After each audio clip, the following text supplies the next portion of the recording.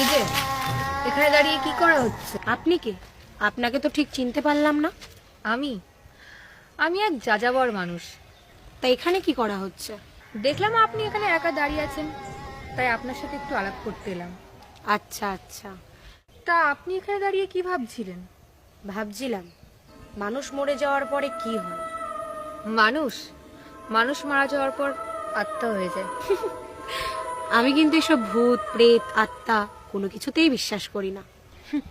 সে আপনি বিশ্বাস করুন বা না করুন, তা তো আছে, তাদের অস্তিত্ব সব জায়গায় বর্তমান।